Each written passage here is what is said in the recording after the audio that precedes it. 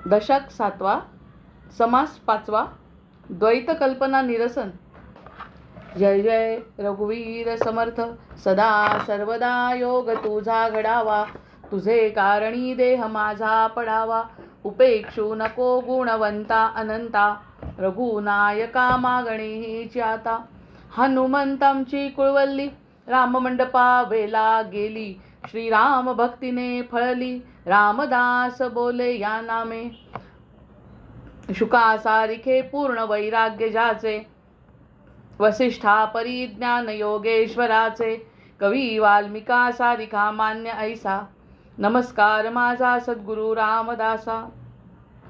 जयाचा जगी जन्म नामार्थ झाला, जयाने सदा वास नामात केला. जयाच्या मुखी सर्वदा नाम कीर्ती, नमस्कार त्या ब्रह्मचैतन्य मूर्ती. आहे तू जननी मदीय नकळे अज्ञान मी लेकरू, घाली गे मज प्रेम पाखर सदा दूरी नको गे करू. प्रेमे बाहत मुक्त कंठ करुनी, नाही दुजे बंधन. प्रल्हादा गुरुराजयानित तुम्हा, माझे असो वंदन. ऋषिकल्पम रामभक्तं गुरुयज्ञेश्वराभिधं, चतुर्वेदेश्वर प्राणं प्रणमामि पुनः पुनः. जय जय रघुवीर समर्थ. जय जय रघुवीर समर्थ. जय जय रघुवीर समर्थ. गणेश शारदा चैव सद्गुरु सज्जनस्तथा, आराध्य दैवतं गुह्यं सर्वं मे रघुनंदनः. गणेश शारदा सद्गुरु संत सज्जन कुळेश्वरू, सर्व ही माझा रघुवीरू सद्गुरु रूपे श्रीराम. माझे आराध्य दैवत परम गुह्य गुह्यातीत, गुह्यपणाची मात न चले जेते. यो जातो मरुदंश जोक्षित दले, संबोधयन सज्जनान ग्रंथम यो रचयन सुपुण्यजनकं श्रीदासबोधाभिधं. यकीर्त्या पठणेन सर्व विदुषां स्वांतापहारी सदा, सोयम मुक्तिकरक्षितौ विजयते श्रीरामदासो गुरु. मला वाटते अंतरित्वा वसावे, तुझ्या दासबोधासित्वा बोध व्हावे. अपत्या परिपाववी प्रेमग्रासा, महाराजया सद्गुरु रामदासा. ब्रह्मानंदं परमसुखदं केवलं ज्ञानमूर्तिं, द्वंद्वातीतं गगनसदृशं तत्त्वमस्यादिलक्ष्यम्. एकं नित्यं विमलमचलं सर्वधी साक्षिभूतं, भावातीतं त्रिगुणरहितं सद्गुरुं तन्नमामि. गुरुर्ब्रह्मा गुरुर्विष्णु गुरुर्देवो महेश्वरः, गुरुः साक्षात् परब्रह्म तस्मै श्री गुरवे नमः. अनेन प्रियतां देवो भगवान् जानकीपति, श्रीरामचंद्र पूर्वेषाम् अस्माकं कुलदैवतं. श्रोता वक्ता श्रीराम समर्थ. जय जय रघुवीर समर्थ. जय जय रघुवीर समर्थ. द्वैताची कल्पना. द्वैत कल्पना निरसन हा जो समास आहे, त्यासाठी आपण सुरुवातीला बघतोय की ब्रह्म हे ज्ञानस्वरूप आहे. ब्रह्माचं स्वरूपच ज्ञानाचं आहे. सत्यम शिवम सुंदरम, जे सत्य आहे, सच्चिदानंद रूप आहे, हे भगवंताचं रूप आहे. ते ब्रह्म ज्ञानस्वरूप आहे. हे ज्ञान अखंड अनंत अविनाशी अमर्याद असीम असं आहे. असं असता आपलं ज्ञान मात्र कसं आहे, खंडित आहे. आपली बुद्धी कशी खंडित आहे, आपली बुद्धी मर्यादित आहे. या दोन गोष्टी जरी मानल्या, आपली बुद्धी मर्यादित आहे आणि हे असीम अनंत ज्ञानस्वरूप ब्रह्म आहे, या दोन गोष्टी म्हटल्यावर मग आपल्याला ते कसं कळणार आपल्या बुद्धीला? त्याला काही उपाय आहे का? त्या बुद्धीला कळणार नाही. आणि बुद्धीला असं वाटतच नाही की आपल्याला ब्रह्माची आणि ज्ञानाची प्राप्ती व्हावी. कारण ज्ञानस्वरूप म्हणजे आपल्याला स्वतःला संपवावं लागतं. आपल्या स्वतःच्या बुद्धीला संपवावं लागतं. त्याशिवाय सत्य कसं उजेडात येईल? Only truth can set us free. म्हणजे फक्त सत्य आपल्याला फ्री करू शकतं. हे बुद्धीला पटू शकत नाही. मग हे बुद्धीला पटत नाही कारण की पटवून घ्यायचं नाही. पटवून जर घेतलं तर समर्पण करावं लागेल. समर्पणाचा इच्छा नाही. मी मी मी मी माझं अहंभाव ज्या ठिकाणी आहे त्याला समर्पणाची इच्छा होत नाही. मग समर्पणाची इच्छा होत नाही तर अनंत असीम अमर्याद कळेल कसं? म्हणून समर्थ त्या ठिकाणी सांगतात ती ब्रह्माचीच माया आहे. हे जरी लक्षात घेतलं, मग आता फरक पडला बुद्धीमध्ये की ब्रह्माचीच माया आहे. ब्रह्माचीच माया आहे. ही मार्कंडेय ऋषींची गोष्ट दादांना तर चांगली माहिती असेल, सुधीर दादांना, की मार्कंडेय ऋषींना असं वाटलं की खूप तपश्चर्या केली. त्यांना मुळातच विरागी आहे. त्यांनी तपश्चर्या केली आणि सगळे लोकांना असं वाटायला लागलं, सगळ्या देवदेवतांना सुद्धा वाटायला लागलं की या ऋषींची तपश्चर्या अगाध आहे. खूप अनंत प्रकारची त्यांची तपश्चर्या आहे. असं म्हटल्यावर देवांना सुद्धा वाटायला लागलं की याचं का समोर शेवटी प्रसन्न झाले भगवान आणि म्हणाले की मी तुझ्या भक्तीवर प्रसन्न आहे, तुला माग म्हणे काय मागायचं. ते म्हणे मला भक्तीच पाहिजे. ते निर्विकार आणि सगळ्या प्रकारचे म्हणजे आपण त्याला उन्मनी स्थितीतले संत होते. त्याच्यामुळे ते म्हणाले मला काहीच नको आहे, पण मला कळतच नाही म्हणे, मला असं कळत नाही की तुझ्या माया म्हणजे आहे काय. मला जरी असं जाणवलं की आता मी माया वगैरे असं मला जरी माहिती नसतं, मला असं म्हणायचं की माया काय आहे तुझी, म्हणजे याचं कारण विचारण्याचं असं की मायेमध्ये लोक का अडकतात, याचं कारण जर मला कळलं तर बरं होऊन जाईल म्हणतात. मग असं म्हटल्यावरती मग आपले भगवंत म्हणतात, ते हसले ते, हे मला माहिती आहे, हे तुमच्यासाठी नाही, आता तुम्हाला कळलं आहे, सगळं तुम्हाला कळलं आहे, कारण की ज्ञान आहे, एवढी मोठी तपश्चर्या आहे, मी स्वतः प्रसन्न झालो आहे. बघा, आपल्याला समोर भगवंत प्रसन्न झाल्यावरती त्याला मायेचंच विचारायचं, पुन्हा त्याचं असीम अनंत अमर्यादाचं विचारायचं नाही किंवा त्याच ठिकाणी स्थितीत जायचं नाही. असं करू नसते शकले का, ते करू शकले असते, पण आपले प्रश्न कसे सॉल्व्ह झाले असते, म्हणून त्यांनी तो प्रश्न भगवंतांना विचारला.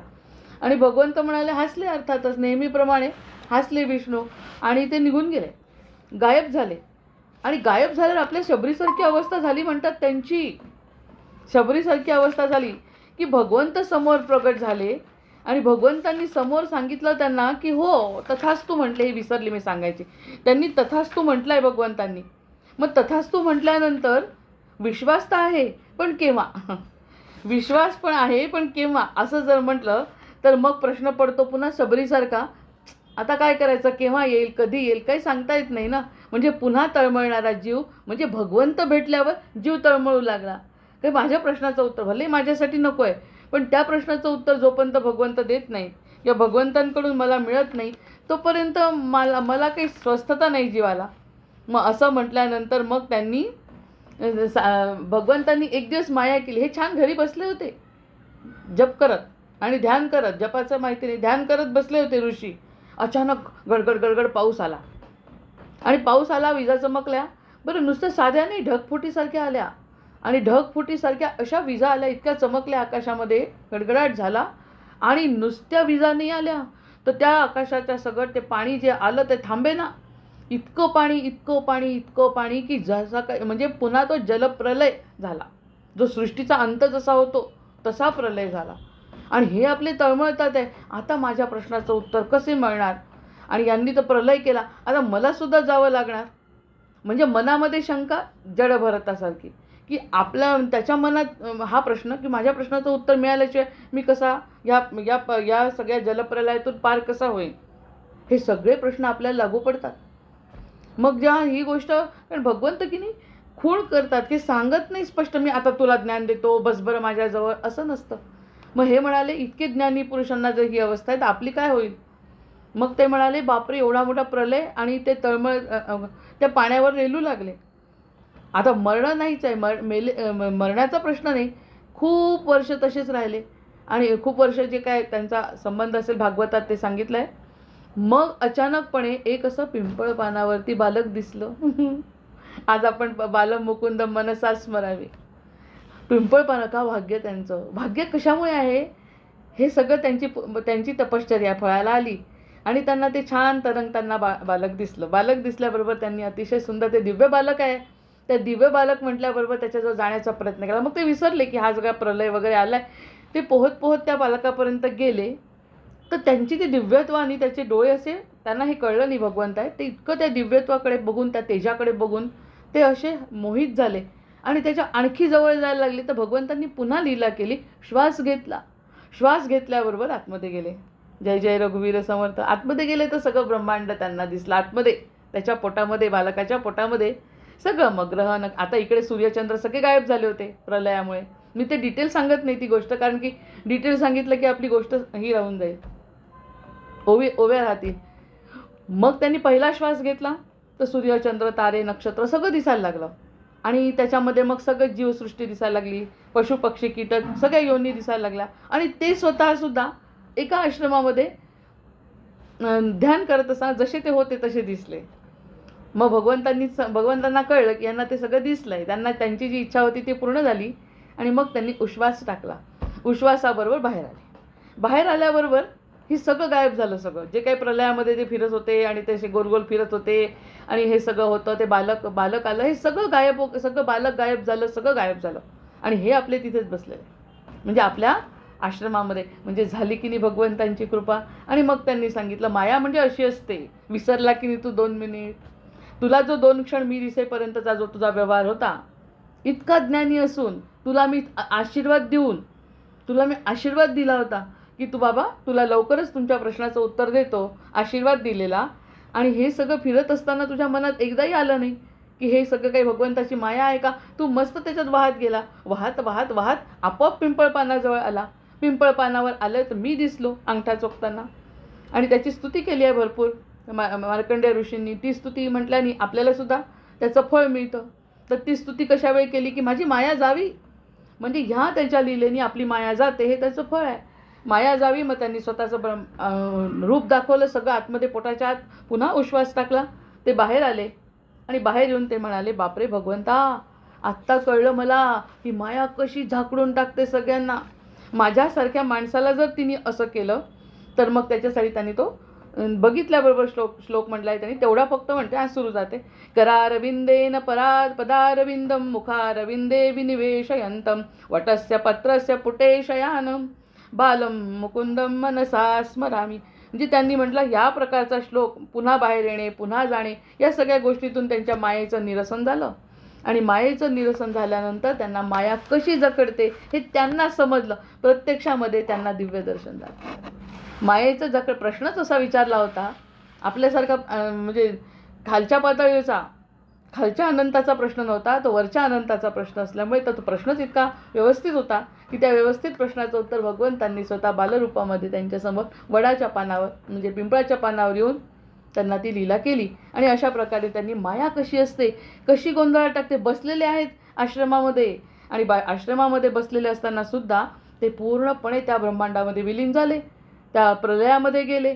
प्रलय आला, त्यांच्या मुखात गेले, मुखातून बाहेर आले, सगळं दर्शन झालं आणि पुन्हा आपल्या आश्रमात बसलेले दिसले. हे सगळं त्यांच्या बाबतीत घडलं कारण ते ज्ञानी होते, त्यांची इच्छा तशी होती. भगवंतांनी ती लीला केली. तेही हसले मनातल्या मनात. फक्त भगवंत हसून दाखवतात, ते हसत नाही.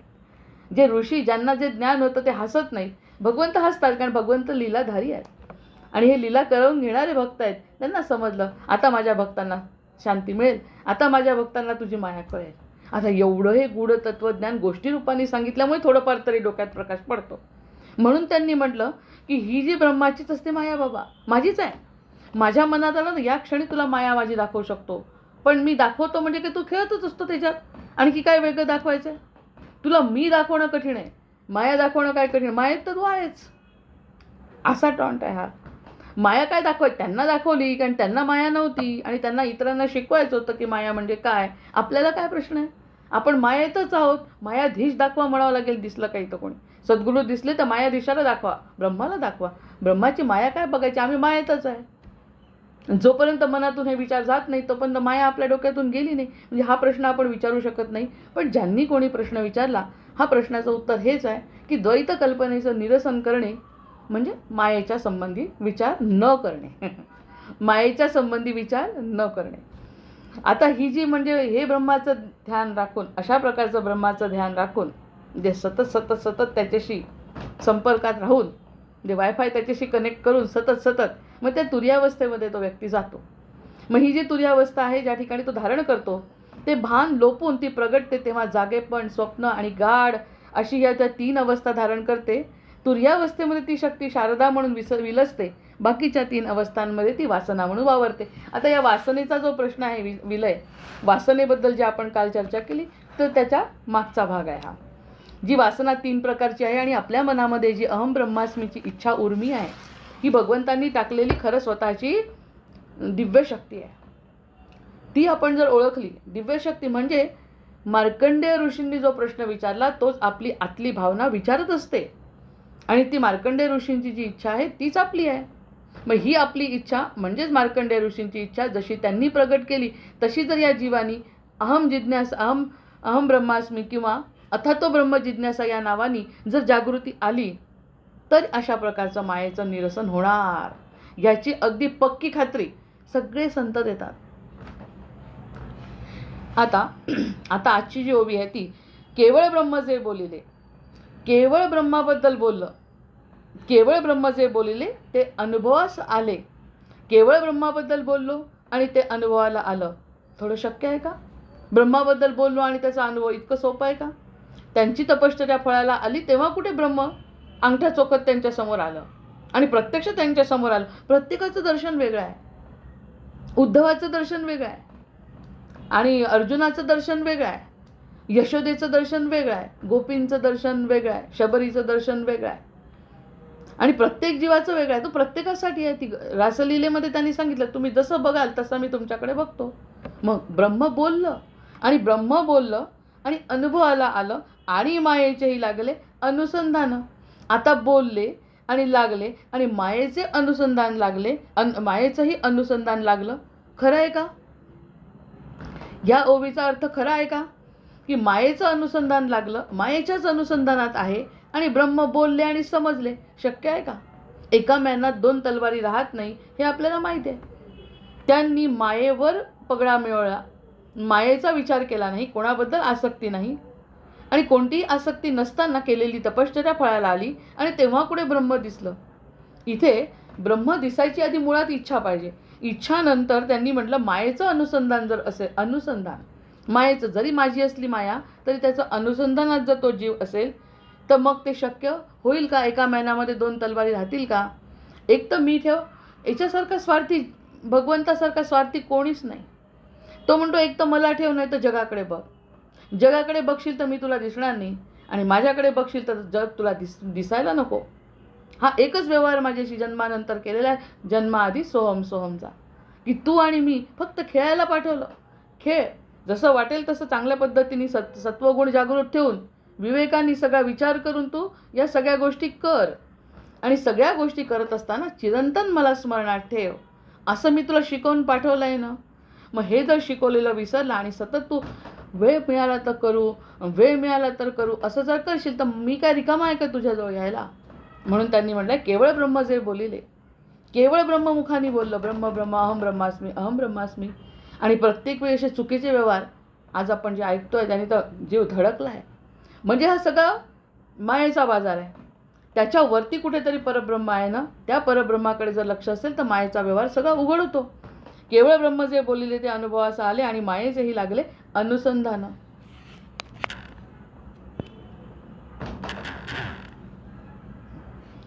ब्रह्म अंतरी प्रकाश आहे.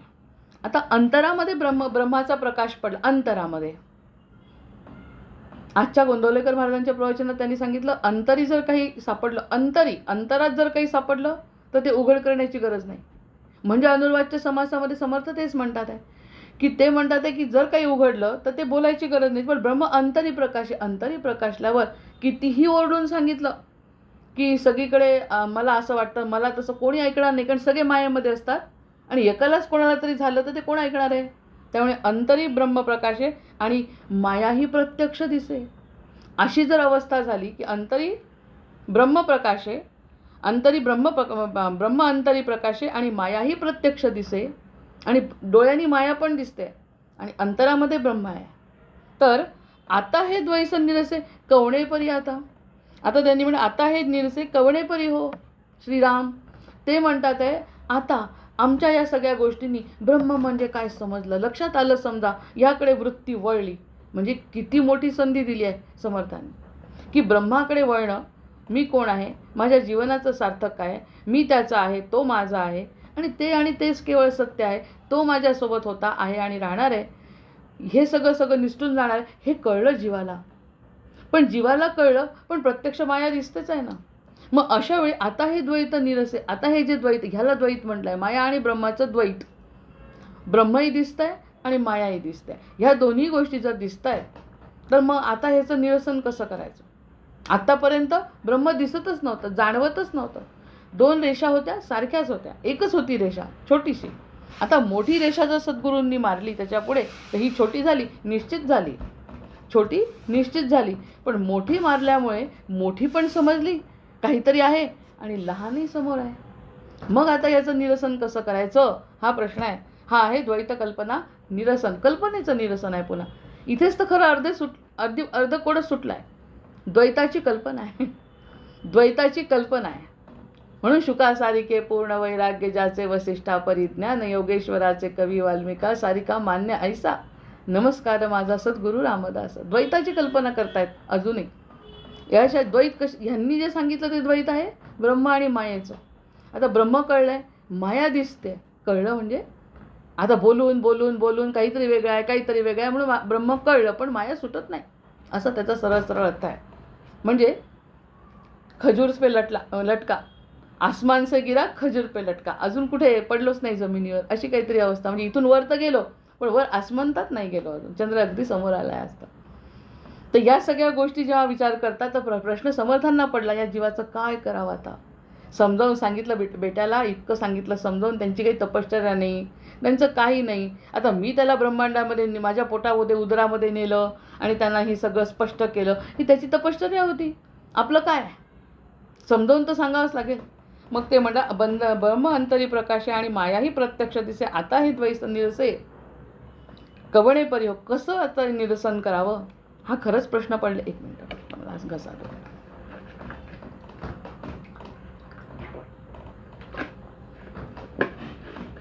तर मग तरी आता सावधान.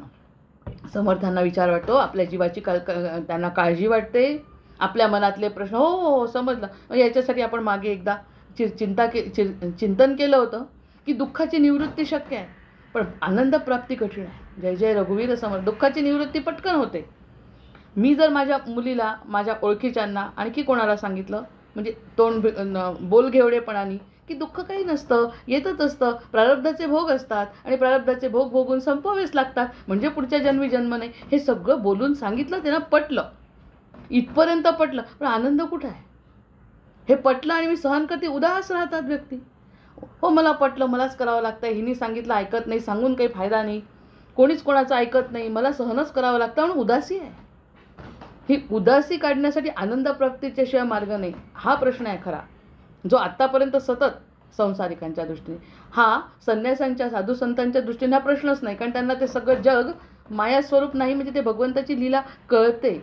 आपल्याला जेव्हा कळत नाही, अरे सांगितलं आईनी की ह्याच्यात काही नाही असतं, बरं हे दुःख काही खरं नाही, 2 वर्षामध्ये हे सगळं संपणार आहे. कारण आपल्या अनुभवाने सांगतो आपण 2 वर्षांनी, पण ह्या 2 वर्षात ती उदास राहते, त्याचं काय, ह्याच्यावर काय इलाज आहे, असा प्रश्न आहे हा सरळ सरळ साधा.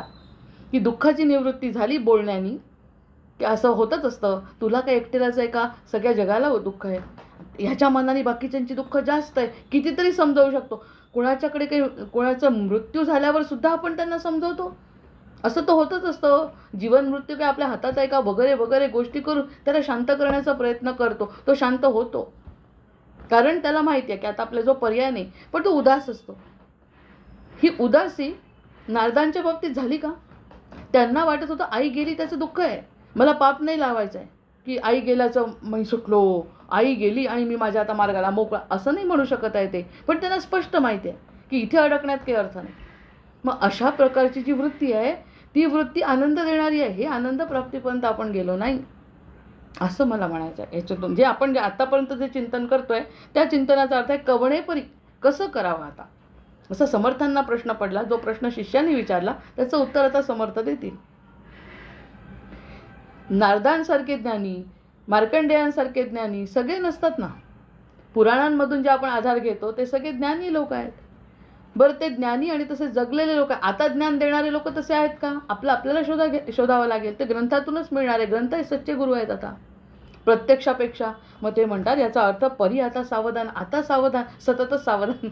सावधान हा शब्द समर्थांचा आवडता आहे. विवेक, वैराग्य आणि सावधान, सतत राहावे, सतर्क राहावं. कोणत्या वेळी काय गोष्टी कराव्या लागतील काही सांगता येत नाही. कोणता आघात होईल किंवा कोणता आनंद होईल, आपण तयार राहिलं पाहिजे. बरोबर आहे ना, आपण तयार राहिलं पाहिजे. आता त्यांना प्रलय येणार होता त्याची कल्पना होती का, की मी विचारलेल्या प्रश्नाचंच हे उत्तर आहे? बरं कदाचित मीही प्रश्न विचारला असेल काहीतरी, म्हणून तर दुःख आलं ना, याचा विचार आपण करत नाही. मी काहीतरी प्रश्न विचारला असेल, कोणत्या तरी प्रश्नाचं उत्तर पाहिजे असेल अनकॉन्शियस माइंडमध्ये, की मला काहीतरी प्रश्न पडला आहे, कोणाला तरी काहीतरी म्हणायचं आहे, काय करायचं आहे, तो प्रश्न मी भगवंताला टाकला आणि भगवंतांनी त्यांनी उत्तर द्यायला सुरुवात केली. तर तो माझ्यासारखा आणि तुमच्यासारखा उत्तर देतो का? हे बघ तू प्रश्न विचारला ना, आपले शिक्षक सांगतात तसं मी आता हे उत्तर देत आहे, लक्ष ठेव बरं, असं नाही सांगत. कोणत्या ना कोणत्या परीक्षा घेतात आणि ती परीक्षा मार्कंडेयांनी दिली अनकॉन्शियसली आणि मग त्यांना जे भगवंताचं स्वरूप दिसलं त्याचं वर्णन त्यांनी केलं आहे. मग अशा प्रकारचं जर पाहिजे असेल तर आपण सावधान राहिलं पाहिजे, हा समर्थांचा आग्रह आहे. सावधानता ही आवश्यक आहे. सावधानतेशिवाय काहीच होत नाही. मग सावधान झालं, एकाग्र करा मन. नुसतं सावधान राहायचं नाही, सतत कान आपले टवकारले. इकडे कोणी म्हटलं हिला ऐकू येत नाही, हिला बोलता येत नाही, हिला समजत नाही तरी चालते, पण आपले कान भगवंताकडे असले पाहिजे. भगवंताचा काय संकेत मिळतोय, म्हणजे जनक राजांचं चरित्र असो, भरताचं चरित्र असो, शबरीचं चरित्र असो, कोणाचेही चरित्र असो, तसेच सांगतात. करतायत कामं. फक्त अर्जुनच एक अस्वस्थ आहे आणि अर्जुनच इतका अस्वस्थ आहे की त्याला इतके वेळा बोलून सांगावं, बाकी सगळे तयार आहेत.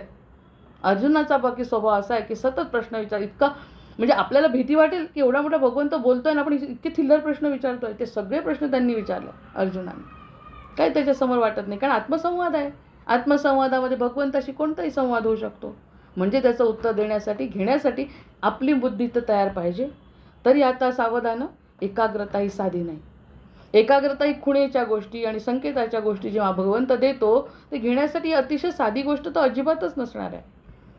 कारण आता मी तुला उत्तर द्यायला सुरुवात करत आहे, लिहून घे असं म्हणणारा भगवंत नाही. कोणती अतिशय त्या चिलया बाळाची गोष्ट दत्ताच्या चरित्रामध्ये तर आहे. किती भयंकर परीक्षा घेतात, किती भयंकर असावी एखाद्या आईसाठी परीक्षा. पण त्यानंतर जे घडतं ते ह्या भयंकर भयंकर भयंकरच परीक्षा सगळ्या.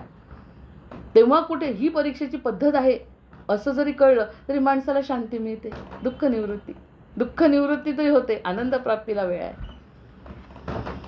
तर ह्या सगळ्या गोष्टींचा विचार केला तर समर्थांचे 2 शब्द लक्षात ठेवायचे. सावधान. कोणत्या क्षणी कोणता खूण मिळेल, कोणत्या क्षणी कोणता संकेत मिळेल मी सांगता येत नाही. मग म्हणतात माया ब्रह्म हे कवणं. आता माया ब्रह्म हे कवणं जाणत आहे. माया काय आणि ब्रह्म काय हे वेगवेगळ्या पद्धतीने जाणत आहे. माया आणि ब्रह्म एकत्र करू नको. माया माझीच आहे पण मी नाही. मी पूर्ण वेगळा आहे. माझ्यातून अंशरूपाने निर्माण झालेले हे सगळे माया आहे.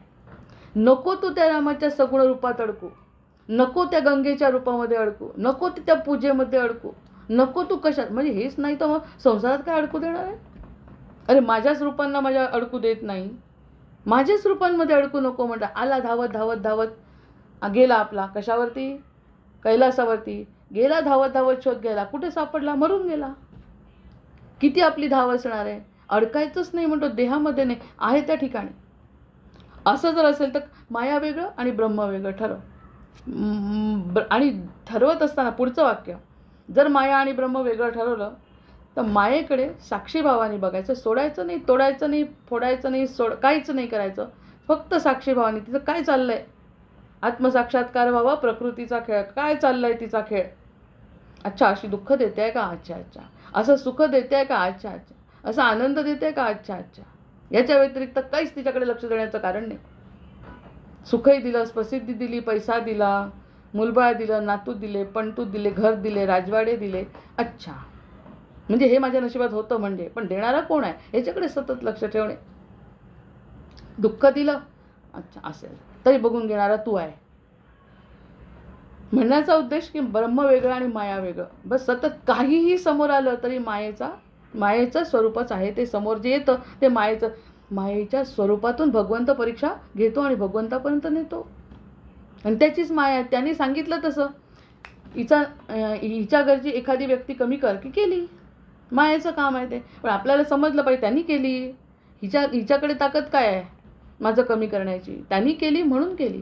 नाही तर त्यांनी जर नसती केली तर ती आज माझ्याजवळ राहिली असती. एवढा विश्वास म्हणजे ब्रह्म. आणि हा इकडचा मायेचा विश्वास म्हणजे जो वाटतो तो सोडणे.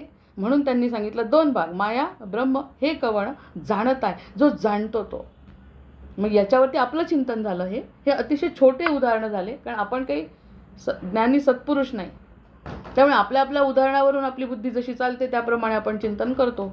त्यांनी सांगितलं ह्या गोष्टी ज्या दिसतात त्याचं तर उदाहरण त्यांनी विमल ब्रह्मामध्ये अतिशय सुंदर केलं आहे की जे जे दिसतं, जे जे बुद्धीला जाणवतं ते सगळं माया आहे. म्हणजे जे जाणवत नाही ते ब्रह्म आहे. अजूनपर्यंत जाणवलं नाही म्हणून आनंद प्राप्ती नाही. जाणवलं असतं तर आनंद प्राप्ती असती, कारण ब्रह्मानंदम परमसुखदम तिथे आहे. जाणवलं नाही तिथे समर्थ म्हणतात की आनंद आहे. आणि जे जाणवतं ती माया आहे. म्हणजे याच्यातून सुख मिळालं माया, याच्यातून दुःख मिळालं माया. काही कशामध्ये लक्ष द्यायचं कारण नाही. तू वेगळाच आहे. याचा अर्थ काही सोडलं नाही आहे. असं असतं तर आजच एक कोट वाचला. असं असतं तर भगवंतांनी भगवद्गीताच सांगितली नसते अर्जुनाला. जर तुला कर्माचा अधिकार द्यायचा नव्हता तर त्यांनी भगवंतांनी गीता नसती सांगितली, कर्म कर. पण कर्मफलाची हे सोपं वाक्य नाही आहे की ह्या सगळ्या सुखदुःखाचं जे आपण वाटेकरी होतो त्या वाटेकऱ्याचा तुझा काहीही संबंध नाही. तू फक्त बघ. खेळामध्ये जसं खेळायला आलोय तसं खेळ. मी सांगतो तसे सोंगट्या टाकल्या आहेत तशाप्रमाणे जग. आणि हे सगळं टाकणारा मी बघतोय तुझ्याकडे. हे मी तुझ्याकडे, माझ्याकडे देव माझा पाहतोय साधं वाक्य आहे? अजिबात नाही. माझ्याकडे माझा देव पाहतोय हे जर एखाद्या जीवानी मनात पक्क केलं ना, अगदी शांत होतो. कारण सगळंच दिसतंय त्याला. काय बोलायचं? मी तर एवढ्या केदारनाथाला जाऊन सुद्धा एक शब्दसुद्धा सांगितला नाही त्याला. अरे काय सांगायचं? दिवस रात्र त्याला माहीतच आहे. तोच माझ्यासोबत आहे. इतर कोणाला माहीत नाही ते सगळं त्याला माहीत आहे. मागच्या जन्मीचंही माहीत आहे, 1000 जन्मांचंही माहीत आहे, पुढे काय होणार आहे हेही माहीत आहे. मग हे सगळं काय सांगायचं आहे अजून त्याला? मग ह्या सगळ्या गोष्टींचा जर विचार केला, काय सांगायचं आहे त्याला? सांगावं कोणाला लागतं ज्याला समजत नाही. तो तो आपल्यापेक्षा ज्ञानी आहे तर किती वेळा समर्थांनी सांगितलं. एकेका जीवाचा, एकेका मुंगीचा. ते लक्ष्मी आणि नारायणाची गोष्ट. आज जेवत का नाही? तर म्हणे माझा एक जीव भुकेला आहे, असला तर मी जेवत नाही. असं कसं? मी तुमची परीक्षा घेते. ही लक्ष्मी त्याच्याचसाठी बसलेली आहे परीक्षा घ्यायला, नवरा बायकोची. आणि मग सांगितलं नाही, आज नाही म्हणे, आज मला जेवायला भूक नाही लागली आज. का? माझा जीव एक उपाशी आहे म्हणे. मग तिच्या लक्षात आलं, अरे काड्या पेटीमध्ये टाकलेली मुंगी ठेवलेली होती, तिला दाणा नव्हता. तो म्हणे अशा या गोष्टी. जेव्हा मग तिला दाणा मिळाला तेव्हा ते भगवंत जेवले. हे एक सांकेतिक गोष्ट आहे की मी प्रत्येकाला दाणा पुरवतो आणि मग मी जेवतो. ही जी संकल्पना आहे म्हणजे त्याच्याशी त्याचा संबंध माझ्याशी जोडतो संबंध. आणि प्रारब्धाप्रमाणे बदल होतो. सुदाम्याचं दुःख दिसत नव्हतं का भगवंतांना? दिसत होतं. सगळं माहिती होतं. तो येणार नाही हेही माहिती होतं. त्यांनी यावं अशी बुद्धी पण नाही दिली. तो जर 10 वर्षापूर्वी आला असता त्याचं घर तेव्हाच चांगलं झालं असतं. पण त्याची वेळसुद्धा त्याच्या प्रारब्धाने ठरलेली आहे. भगवंत कशामध्ये काही करत नाही. पण आल्यानंतरचा जो आनंद आहे तो अवर्णनीय आनंद प्रत्येक जीवाला मिळाला पाहिजे. कारण तो स्वतःहून आला आहे. आणि तो स्वतःहून जेव्हा येतो तेव्हा भगवंत धावत येतो. किती बोलवून त्यांनीच केली. लीलाच करायची तर आपल्याला बोलवून घ्यायचं आणि आपल्याजवळ बसवायचं आणि त्याला अन्न. स्वतःहून काही मिळालेल्याचा आनंद जीवाला होऊ नाही शकत. स्वतःच्या प्रयत्नांनी जे मिळतं त्याचाच आनंद फक्त त्याला होतो. तर ह्या सगळ्या गोष्टींचा जर विचार केला तर माया आणि ब्रह्म हे वेगळं आहे एवढं जर लक्षात ठेवलं तर संबंध त्याच्याशी जोडला. हे साधं वाक्य आहे याच्यातलं की त्याच्याशी संबंध जोडल्यावरती ह्या सगळ्या गोष्टी वेगळ्या होतील. अन्यथा त्या वेगळ्या होणे नाही. पुन्हा पुन्हा 10 जन्म घेतले तरी हे होणार नाही. कारण इतकी जबरदस्त माया आहे जी मार्कंडेय ऋषींना नाही सोडू शकली, ती आपल्याला काय सोडणार आहे? पण त्यांच्या कृपेने या सगळ्या गोष्टी शक्य आहेत. हो ना रे चंद्रा? तो दिसला की असंच होतं, समोर आहे की. तेव्हा या सगळ्या गोष्टी चंद्र आहे साक्षीला का. मग तरी आता सावधान एकाग्र करून या मन माया ब्रह्म हे कवण जाणत आहे श्रीराम. जाणे ब्रह्म माया जाणे माया ते एक जाणावी तुर्या. जाणे ब्रह्म जाणे माया. ज्यांनी माया जाणली, ज्यांनी ब्रह्म जाणलं, दोन्ही जाणलं, मग दुःख येतच कुठे? जर ज्यांनी ब्रह्म जाणलं आणि माया जाणली, मायेमध्ये काही फरक पडत नाही, कशानेच फरक पडत नाही हे जाणलं, ब्रह्म काय करू शकतं हे जाणलं, म्हणजेच ते आपलं नेहमीचं वाक्य, अनंत कोटी ब्रह्मांडाचा नायक माझा आहे आणि तो माझ्यासाठी काही करू शकतो, ह्याच्यावर जर माझा विश्वास असेल तर ती श्रद्धा आहे. आणि तरीही जर तो माझ्यासाठी करत नसेल, अनंत कोटी ब्रह्मांडाचा नायक सगळं करू शकतो आणि तरीही तो माझ्यासाठी करत नसेल तर ते मी स्वीकारते, कारण ते माझं प्रारब्ध आहे. भगवंत काहीच त्याच्यात करू शकत नाही हे मी मानलं आहे. म्हणजे मायेवरती सरळ चढूनच बसलो ना आपण ब्रह्माच्या साक्षीने. मायेवर चढून बसणे हा सरळ अर्थ आहे. तू सगळं जाणतो आणि तरीही तू करत नाही यावरती माझा पूर्ण विश्वास आहे. जेव्हा असं म्हणेल तो व्यक्ती त्याला ब्रह्म दिसेल. तोपर्यंत ब्रह्म कसं दिसेल? जाणे ब्रह्म जाणे माया ते एक जाणावी तुर्या. ही अवस्था तुर्य माझी नाही, विचारांची फक्त आता सध्या. जेव्हा होईल स्वतःची आनंदच आहे. मग ही सगळी जेव्हा तुर्य अवस्था सर्व जाणे म्हणून या. मग आता सुरुवातीला मला वाटतं मागे पण आलं होतं त्यांचं. हां, जाणे ब्रह्म जाणे माया ही रिपीट केली आहे बरं ओळख. म्हणून तर मला अगदी वाचल्यासारखी वाटते. ही आहे याच्यातली आपली 49वी ओवी मागच्या दशकातली, मागच्या समासातली. जाणे ब्रह्म जाणे माया जाणे अनुभवाच्या ठाय ते एक जाणावी तुर्या सर्व साक्षिणी. या ठिकाणी म्हणतात जाणे ब्रह्म जाणे माया ते एक जाणावी तुर्या ऐसे सर्व जाणे म्हणून या सर्व साक्षिणी श्रीराम. सगळं जाणते ना आता ती. ही जी बुद्धी आहे, तुर्यावस्था, जी अवस्था त्या व्यक्तीची येते, ती अवस्था काय करते? ती अवस्था ब्रह्मही जाणते, ती अवस्था मायाही जाणते आणि सुखदुःखाच्या परे मग. आणि जो आनंद होतो ब्रह्म मिळाल्याचा त्याला, तो सांगू शकत नाही. आजच गोंदवलेकर महाराजांचं म्हणणं आहे की जो ब्रह्माचा आनंद जर त्याला मिळाला, ब्रह्म जर त्याच्या दृष्टीला पडलं, ब्रह्म जर त्याच्या अंतःकरणात बसलं, तर तो होणारा आनंद तो खिखी हसून दाखवू शकत नाही. रावण हसतो, राम हसतात का? रावणाचं गडगडाट दाखवतात नेहमी. रावण आणि राक्षस आले की गडगड गडगड हसत राहतात. आणि राम हसतात का? राम तर सगळं जाणतात. मग ते जाणत नाही, जाणतात म्हणून शांत होतात. म्हणजे ब्रह्म जाणणारा शांतच होतो, कारण त्यांनी सगळंच जाणलंय. ब्रह्मही जाणलंय, मायाही जाणली, गडगडाटाचं कारणच नाही. आणि याचा अर्थ बोलत नाही असं होतं का? राम बोलत नाहीत का? कृष्ण बोलत नाहीत का? बोलतात. सद्गुरू बोलत नाहीत का? बोलतात. पण जेव्हा वेळ पडली तेव्हा बोलतात, अन्यथा देव जाऊन बसतात आपल्या आश्रमामध्ये. तर ह्या ज्या गोष्टी आहेत, बोलायची गरज पडली तरी बोलायचं नाही, हा मूर्खपणा आहे. समर्थांनी राजकारणही केलं आहे, समर्थांनी समाजकारण केलं आहे, समर्थांनी भक्तांना रामापर्यंत पोचवलं आहे, सगळं केलं आहे. जाणणारे असून सुद्धा हसतात मनातल्या मनात. ते खूप आनंदी असतात, इतके आनंदी असतात, इतके आनंदी असतात जसे आमचे महाराज. इतके आनंदी, इतके आनंदी, इतके आनंदी, पण सांगता येईना. अरे आम्हाला सांगायला गेलं तर आम्हाला तर समजतच नाही ते का हसतात आणि एवढे का शांत आहे. हा प्रश्न आहे ना. आपल्याला तर कळलं पाहिजे. एखाद्याला ज्ञान द्यायचं आहे आणि त्याला ते ज्ञान समजतच नसेल तर आम्ही कसं सांगणार? तसं अवस्था आहे संतांची. याला कळतच नाही मी का आनंदात आहे. अरे तू पण माझ्यासारखा आनंदात राहू शकतो असं म्हणायचं असेल त्यांना, म्हणून ते आतल्यात गुदगुल्या होतात आनंदाच्या की मी ब्रह्म जाणतो, पण सांगत नाही मी जाणतो म्हणून. हा पण त्यांचा नम्रते. किती गुण वर्णावे महाराजांचे आणि किती त्या सद्गुरूंचे गुण वर्णावे. सगळं जाणून स्वतःमध्ये पोटात दबवून ठेवणं सोपं नाही. आपल्याला थोडंसं कळलं की सांगा वाटतं. हा आनंद आहे, तो आनंद आहे, तो आनंद आहे, माझं असं झालं, माझं तसं झालं. त्यांना सगळं माहिती असतं, तुझं काय होणार हेही माहिती असतं, तरी ते म्हणतात मूर्खासारखं त्याच्यात नको रे पडू, म्हणून ते आतमध्ये हसतात, आनंदात असतात. तर ही त्यांची अवस्था तुर्यावस्था आहे म्हणतात. जशी आपल्या विठ्ठलाची मला जाणवते की विठ्ठल म्हणतो किती त्रास द्याल मला तुम्ही, मला काही फरक पडत नाही. तुझं भाग्य असलं, उदयाला आलं की तुझं सगळं भलं होणार आहे. आणि तुझं भाग्य म्हणजे तू सत्य जाण, मला जाण, ब्रह्माला जाण, माझ्या पायावर डोकं ठेवत असताना तू मी कोण आहे हे जाण. आणि मग तुझी अवस्था अशी होईल की मग माझ्यासारखी अवस्था होईल की तू मनातल्या मनात हसशील. मोठ्याने खतखत हसायची तुला गरज पडणार नाही. आजकालच्या कॉमेडी शोमध्ये तर इतका धिंगाणा आहे. या हास्याला काय महत्त्व दिलं एवढं समजत नाही. जितकं स्मितहास्याला महत्त्व आहे तितकं हास्य हा कलियुगाचा महिमा आहे. रामचंद्रांचं हसू आणि रावणाला सिलेक्ट केलं जेव्हा त्या रामायण पात्रामध्ये, तर त्याच्या गडगडाटी हास्यासाठी केलं. अतिशय सुंदर गडगडाटी हास्य म्हणे त्यांचं, जे त्याचं वैशिष्ट्य आहे. जे अज्ञानी लोक असतात ते असेच हसतात. समजलं नाही काहीतरी, मी सगळं जाणतो, शिव माझा भक्त, शिवालाच उचलून दिलं या कैलासावरून, कैलासच हलवला, त्यांचं लिंग मागून आणलं, आत्मलिंग, हे सगळं करतात ते हसत हा मी तर काही करू शकतो. तेही हसत असतील शिव त्याला, अरे आत्ता तुझा कर्दन काळ येतोय समोर. या सगळ्या गोष्टी आतल्या आहेत, सगळ्या बाहेर काहीच नाही सांगता येत. बाहेर झाल्यावर मग तो रावण मेला, अनुपमेय हे सुरू, युद्ध हे राम, हे सगळं बाहेरच्या घटना आहेत.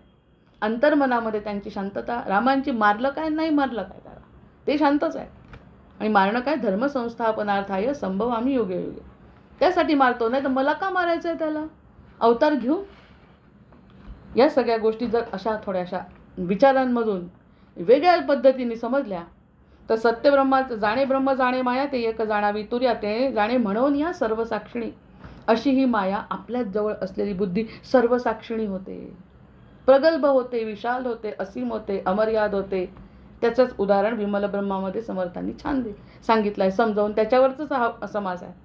आपण असीम आणि अनंत आणि अमर्याद झालो. या असीम अनंत अमर्यादाच्या वरचा जो गोल कळला आपल्याला, तर ह्या सगळ्या गोष्टी थिट्या आहे. एवढं अनंत ब्रह्मांड सुद्धा थिट आहे त्याच्या पुढे. मग ती सर्व साक्षिणी आहे. हे किती वेळ करायचं आहे, याचा त्रास करून घ्यायचा आहे का? अजिबातच नाही. त्रास काय सोडायचा आहे? काहीच सोडायचं नाही. न सोडता असीमाचा आनंद देणारी गोष्ट या घडतात आहे. तर ह्या अनंतातून आपण म्हणतो सामान्यातून असामान्याकडे नाही आहे, मी तर म्हणते अनंतातून अनंताकडे हा प्रवास आहे. अनंतातच जन्म आहे, कारण त्याची माया काय साधी आहे का? भगवंताची माया अनंतच आहे. त्या अनंत मायेतून अनंत जन्मांचे पाप संपवून आपण अनंताकडे जातो असा अर्थ आहे त्याचा. माया सर्वसाक्षिणी, ह्याला बघणारी जी आपली बुद्धी आहे ती सर्वसाक्षिणी आहे. अतिशय स्पष्ट कल्पना होतात या ठिकाणी, बोलायला तरी निदान आपल्याला स्पष्ट चिंतनासाठी तरी हे विषय स्पष्ट होतात की दोन भाग वेगळे केले. ते महाराज चांगले सांगायचे, कृपालूजी महाराज. ब्रह्म, जीव आणि माया या तीन गोष्टीशिवाय या जगात काही नाही. शोधायचा प्रयत्न केला, किती मोठे मोठे सायंटिस्ट आणा आणि किती ज्ञानी आणा, मला पुढे आणून सांगा म्हणे की ह्याच्यापेक्षा चौथं काय आहे जगामध्ये. जे दिसत आहे ते माया आहे, जे नाही दिसत ते ब्रह्म आहे, आणि जे बघतोय तो जीव आहे. संपला मुद्दा. त्या जीवामध्ये सद्गुरूसुद्धा येतात, सद्गुरूसुद्धा त्या जीवामध्ये येतात. म्हणजे तीनच कॅटेगरी केल्या. जे बघू शकतात ते भलेही सद्गुरू, न बघणारे अज्ञ ते ज्ञानी, आपण अज्ञानी, पण ते ब्रह्म जीवच आहे. ब्रह्म, जीव आणि माया या त्रिकोणाव्यतिरिक्त आपल्यासमोर काहीच नाही. आणि हे सगळं बघणारी साक्षी मी आहे. मीच जर नसली त्या मायाचं काय आणि या ब्रह्माचं काय आणि अनंताचं काय, काहीच नाही. मी बघते म्हणजे मीच महत्त्वाची आहे, तोच जीव मी आहे, माझ्यामध्ये असलेलाच ब्रह्म आहे आणि माझ्यासमोर असलेली माया आहे. अतिशय अतिशय सुंदर. त्याच्यामध्ये एक सुंदर वाक्य आपल्याला सांगता येतं की परमेश्वर हा विश्वरूपाने समोर आहे, विश्वरूपाने समोर आहे, दिसत जरी नसलं तरी. त्याचं उदाहरण हस्ताक्षराच्या संबंधात जेव्हा दिलं होतं की एखादी मुलगी, एखादं मूल आईच्या कडेवर घेऊन आई जेव्हा दिसते, दुरून येताना दिसते, कोणीही असलं, लहान मुलांपासून मोठे, ते सगळ्यांना माहिती आहे. बोलत जरी नसले तरी आई आणि मुलगा येतोय म्हणजे याचे वडील आहेत आधी कुठेतरी. आत्ता यांच्यासोबत जरी नसले तरी कुठेतरी आहे. म्हणजे परमेश्वर हा विश्वरूपाने आहे. विश्वरूपाने जे आई आणि मूल जसं दिसतं त्याचे वडील दिसतात, माहिती असतं, ते गृहीत आहे, ते काही सांगावं नाही लागत त्याला वडील आहेत. या सृष्टीमध्ये जे काही मुलगी आणि हे तर अतिशय चपकल उदाहरण आहे त्यासाठी, काही सांगावं लागत नाही, याला वडील आहे. ते मानो न मानो, तो काय व्यवहार आहे तो सोडून द्या, पण वडील आहे ही फॅक्ट आहे. मग ही सृष्टी खरी असो खोटी असो, त्याचा का मालक कोणीतरी आहे हे फॅक्ट आहे. म्हणजेच परमेश्वर रूपाने कोण उभा आहे समोर, विश्वरूपाने तोच. तो दिसत नाही एवढाच फक्त. मुलगा घेतलेली आई दिसते, त्याचे वडील दिसत नाही. आपण त्या दृष्टीने बघायचं की आता ही एवढी सृष्टी दिसते, मागे धारण करणारा कोण आहे. म्हणजे त्यांनी सरळ म्हटलं परमेश्वर हा विश्वरूपाने समोर आहे, शरीर रूपाने जवळ आहे. शरीर सुटलं तर परमेश्वर कसा दिसेल. शरीर रूपाने जवळ आहे आणि सच्चिदानंद रूपाने हृदयात आहे. सच्चिदानंद रूपाने हृदयात आहे असं जर म्हटलं तर कुठे आहे भगवंत, कुठे आहे भगवंत. या सगळ्या गोष्टी म्हटल्यानंतर तो आपला आजचा भागवताचा श्लोक तर म्हटलाच पाहिजे. लाभस्तेषां जयस्तेषां कुतस्तेषां पराजयः, लाभस्तेषां जयस्तेषां कुतस्तेषां पराजयः, येषामिति वरश्यामो हृदयस्थो जनार्दनः. जनांमध्ये असलेला सुद्धा हृदयात आहे. जनामध्ये असलेला जनार्दन सुद्धा हृदयात बसलेला आहे. असं कितीतरी ठिकाणी आपल्याला ह्याचे संकेत मिळतात, अशा खुणा मिळतात. मग या गोष्टींवरून आपण असं चक्क म्हणायचं आहे की 2 आणि 3 ह्या व्यतिरिक्त चौथी गोष्ट जगात अस्तित्वात नाही. आणि तो विश्वकर्मा म्हणजे आपला जो भगवंत आहे तो इतका सुंदर आर्किटेक्चर आहे त्याचं की त्याच्यामध्ये चूक होणे नाही. आपले IT इंजिनियर चुकतील, आपण टीचर शिकवताना चुकू, आईसुद्धा चुकेल. कुपुत्रो जायेत क्वचिदपि कुमाता न भवती, कुमाता होत नाही. त्याप्रमाणे आपला भगवंतसुद्धा कुमाता म्हणजे असं चुकीचं काही करू शकत नाही. ह्यावरती विश्वास ठेवला पाहिजे. त्यासाठी एक उदाहरण पाहिलं होतं की मुलाला जन्माला घालायचं आहे, पण आमच्या जो पंचमहाभूतांमधलं एक म्हणजे वायूच नाही असं तो कधी म्हणत नाही. आम्हाला 15 लोक जेवायला आले तर आमच्या घरचा गॅस संपू शकतो चुकीने. कितीही सोय करून ठेवली तर आमच्या अडचणी येऊ शकतात. भगवंताला अडचणी नाही. मग ह्यावरून तरी कमीत कमी ते ब्रह्म जाणलं पाहिजे की त्याला अडचणच नाही कोणतीच. मनात आलं की तो सगळं करू शकतो. श्वासामध्ये घेतलंय त्यांनी मार्कंडेयांना आणि श्वासातून बाहेर टाकलं, सगळं दाखवून दिलं 1 मिनिटामध्ये. किती बोलायचं याच्यावरती. हरी अनंत, कथा अनंत. म्हणजे भक्ती मार्गाने जर बघितलं त्या सगळ्या गोष्टी, ज्ञानमार्गापेक्षा भक्ती मार्गात आनंद मिळतो. जाणे ब्रह्म जाणे माया ते एक जाणावी तो, या सर्व जाणे म्हणून या सर्व साक्षिणी श्रीराम. सगळ्यांची साक्ष देणारी ही जी माया आहे, सर्व साक्षिणी ही जी माझी बुद्धी आहे तीच तुर्यावस्था आहे. अन्यथा सर्वसाधारण बुद्धी माझी हा विचार करत नाही. माझं खरं, मी बोलते ते सत्य, माझं जे आहे ते सत्य, तिसरं सत्य मानतच नाही. परमसत्य एक गोष्ट आहे, ही जर प्रत्येकाने मानली तर प्रत्येक गोष्ट सर्व साक्षीत्वाने बघता येते आणि ती बघता आली तर ती तुर्यावस्था असते. एकदा बघून चालत नाही, एका प्रसंगात बघून चालत नाही, आयुष्यभर. त्यांनी सांगितलंय ना सहज स्थिती. कोणती आहे ती ओवी? कालचीच तर ओवी आहे ती, की सहज स्थिती आहे. कोणती तरी ओवी आता चालता सहज स्थिती कालचं. एक मिनिट फक्त मला बघावंच लागेल आता.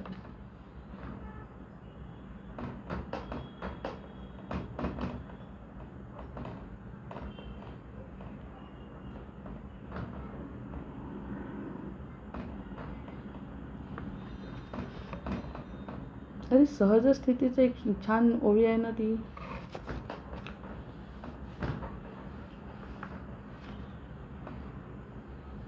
नाही सापडत आहे. एक तुर्येचे लक्षण. आता ते म्हणतात ते तुर्येचं लक्षण ऐक.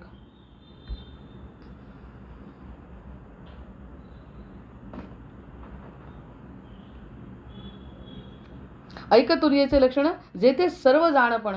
सुदेचं लक्षणच आहे. आता त्यांनी सर्व साक्षीत्वी म्हटलं म्हणजे सगळं जाणणारी म्हटलंय तुर्येला. जो सगळं जाणत असेल तो तुर्यावस्था आहे. सर्वाची नाही कवण जाणे लगा, आणि सर्वची नाही कवण जाणे लगा. सगळं जाणणारा असा असेल का कोणी? मायेचा विचार केला तर सगळं जाणणारा असेल का कोणी? 14 कलांचा अधिपती आपला गणपती. 14 कलांचा अधिपती गणपती. पूर्ण चंद्रामध्ये उगवलेले आपले कृष्ण. ते सुद्धा म्हणतात की शेवटी की मी परब्रह्माचं रूप. काही गोष्टी मला शिकाव्या लागल्या सद्गुरूंकडे जाऊन, संदीपनी ऋषींकडे, वसिष्ठांकडे राम गेले. सगळ्या गोष्टी जाणू शकतो का मायेतला जीव? म्हणजे देहरूपाने जर ते सोबत आहेत. त्यांची तुलना करण्याचं कारण असं की आपल्याला कसं शक्य आहे न सगळं कळणं शक्य नाही आहे. मग त्यासाठी अर्थातच पुन्हा की आपली त्यांची उपासना, त्यांची जी शरणागती, त्यांचे जे पाय, जो ब्रह्मनिष्ठ सद्गुरूंचे पाय धरणं, त्याच्याशिवाय या सगळ्या गोष्टी स्पष्ट होणार नाही. ऐक तुर्याचे लक्षण. हे तुर्याचं लक्षण आहे. आणि जेथे सर्व जाणपण, सर्वची नाही कवण जाणे लगा. जर सगळंच नाही असं जाणलं जातंय का, म्हणजे तुर्याचं लक्षण येण्यासाठी, या सगळ्या तुर्य अवस्था येण्यासाठी माया आणि ब्रह्माचा वेगळा विचार करून आणि चिंतन करून, मायेला बाजूला काढून, सार असार बाजूला काढून, त्यांनी सांगितलं कालच्या याच्यात याचे भरपूर विश्लेषण आलेलं आहे. 7व्या याच्यातला आधीचा जो समास आहे त्याच्यामध्ये याचंच विश्लेषण आहे की सार आणि असार बाजूला काढलं तरच तो मनुष्य विवेकाने आपला मार्ग करमू शकतो. संकल्प विकल्पाची सृष्टी. संकल्प आणि विकल्प ही सृष्टी आहे. मनाचा संकल्प होतो आणि पुन्हा विकल्प होतो. एक संकल्प होतो आणि त्याचा विकल्प होतो. ही सृष्टी आहे. फक्त आपल्या मनाचंच नाही, प्राण्यांचंच नाही, एका दिवसाचंच नाही, हे सतत ब्रह्मदेवाचं सुरू आहे. ब्रह्मदेवाचं तर आपला काय प्रश्न आहे? ब्रह्मदेव संकल्प करतो, सृष्टी निर्माण करतो, पुन्हा विकल्प करतो आणि हे सगळं चालू आहे. अशा अनंत कोटी ब्रह्मांडाचा खेळ चालला आहे. एकाचंच नाही. मनात आलं म्हणूनच त्याचा गर्भहरण केलं ना, की इतके वेळा संकल्प करतोय तू, त्याला वाटलं मीच एक करता आहे, तर तो नाही आहे तसा. असे अनेक ब्रह्म आहेत असं विष्णूंनी सांगितलं. मानसपुत्र मानलाय त्याला. तरीही त्याला असं सांगितलंय की तुझ्या मनाचे संकल्प आहेत, त्या संकल्पाने मी तयार केला आहे सगळं, तुला सुद्धा. बाकी मैथुनी सृष्टी ही नंतरचा भाग आहे, जो मी तुला सांगितलं नंतर की 7 पिढ्यानंतर तू ते मैथुनी सृष्टीने तयार कर. हा सगळा माझा व्यवहार आहे. कदाचित दुसऱ्या सृष्टीमध्ये वेगळ्या पद्धतीने चालू असेल. अशी पृथ्वी प्रत्येकाला मिळाली नसेल. पृथ्वीचं रक्षण भगवंतांनी करून अशी पृथ्वी निर्माण केली. बरोबर पाणी, बरोबर पाऊस, नंतर जमीन, शेती, हे सगळं आपल्यासाठी केलं. कदाचित दुसऱ्या सृष्टीवर वेगळं असेल. एकाला मानू नको म्हणतात. एकाने असं ही संकल्प विकल्पाची सृष्टी आहे ही सगळी. फक्त मी खरा आहे. म्हणजे या ठिकाणी मला एकदा खरंच हसू येत होतं की फक्त मी खरा आहे, बाकी सगळं खोटं आहे. म्हणणारे सतत भगवंत म्हणत राहतात गीतेमध्ये.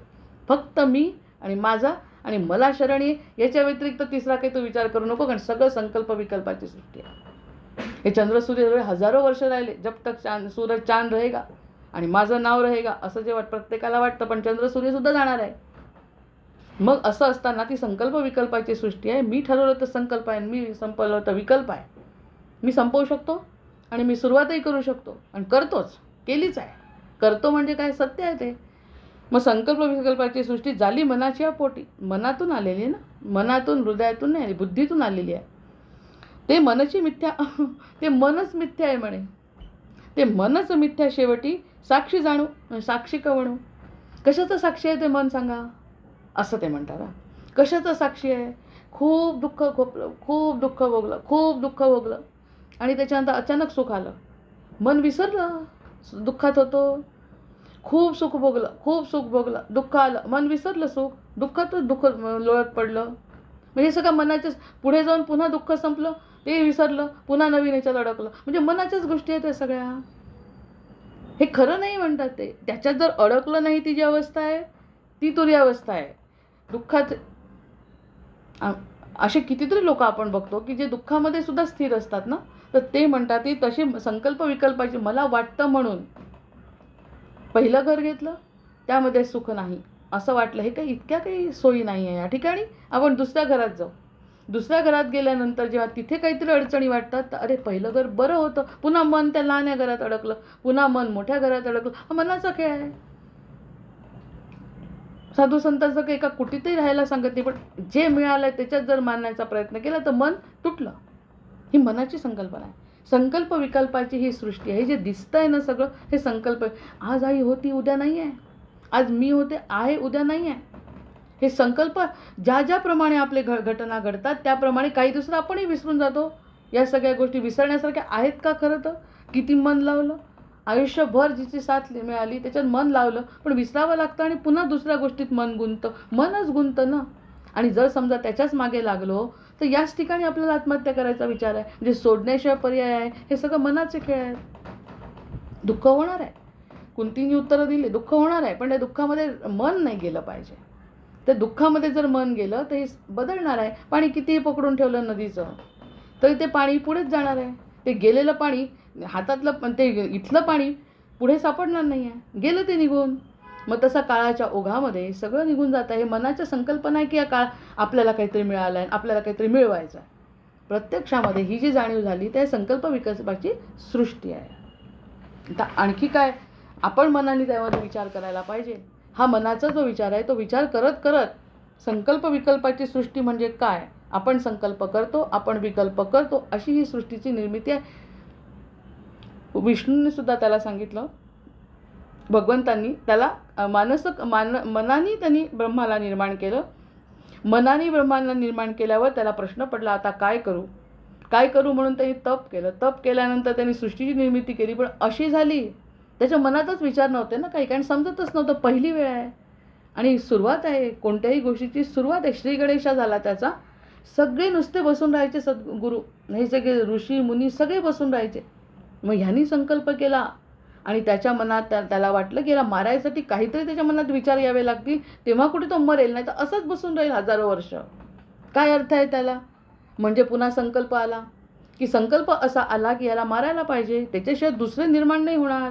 हे सगळ्या संकल्पाच्या गोष्टी त्याच्या झाल्या. मग विकल्प असं केलं पाहिजे, तसं नाही केलं पाहिजे, हे सगळं जेव्हा झालं तेव्हा मग मैथुनी सृष्टी मनुष्यत्वरूपेपासून सुरू झाली. हे सुद्धा संकल्पच आहे की अशा पद्धतीने जोडी निर्माण व्हावी आणि जोडीतून अशी प्रजा निर्माण व्हावी. हे आमचा संकल्प आहे. प्रत्यक्षात जर मी म्हटलं असतं मैथुनी सृष्टी नको तर नसतं झालं. हा आमचा संकल्प आहे. हा आताचा एक मॉडर्न नियम पण आहे की ज्या ठिकाणी आपल्या बाबतीत जर एखादी गोष्ट घडली तर ती गोष्ट आपल्या बाबतीत घडली तर तसाच प्रसंग ब्रह्मांडामध्ये दुसरीकडे घडतो आणि त्या ठिकाणी तसं घडत नाही. म्हणजे एखाद्या व्यक्तीचं लग्न झालं आणि लग्न हा झाल्यानंतर आपल्याला लग्न झालं ही संकल्पना पूर्ण, म्हणजे त्याच्यानंतर लग्नानंतरचे 25 वर्ष त्याच्यासोबत असतात. तीच घटना ब्रह्मांडामध्ये अशीच व्यक्ती दुसरी तिचं लग्न होत नाही आणि दुसऱ्या प्रकारचे संकल्प तिथे सुरू असतात की लग्न न झाल्यामुळे काय भानगडीन ते काय, त्यांचे दुःख अशाच प्रकारचे सुरू असतात. ही संकल्प विकल्पाची सृष्टी आहे. इथेच दिसतंय म्हणून आपण अनुभव घेतो, तिथे दुसरीकडे काय चाललं आहे हे माहीत नाही. म्हणजे पूर्ण हे झालं जे दिसतंय डोळ्यांनी ते आपोआप घडलं आहे. ह्यावरती जेव्हा विचार संकल्पाचा होतो तेव्हा समजतं ही संकल्प विकल्पाची सृष्टी. हे फिजिक्सनी सुद्धा सिद्ध केलं आहे आणि हे आपल्या पुराणांमध्ये अशा पद्धतीने गोष्टीच्या रूपाने सांगतात. मानलं तर सुख आहे, नाही मानलं तर पुन्हा जन्माला यायचं आहे. त्याच्यामुळे मानण्याच्या शिवाय आपल्याला पर्याय नाही आहे आणि मानतोय आता हळूहळू या गोष्टी पटतात की त्यामुळे सुख मिळत आहे. मग संकल्प विकल्पाची सृष्टी झाली मनाची आहे पोटी, ते मनची मिथ्या शेवटी साक्षी कवणू. मनच मिथ्या आहे.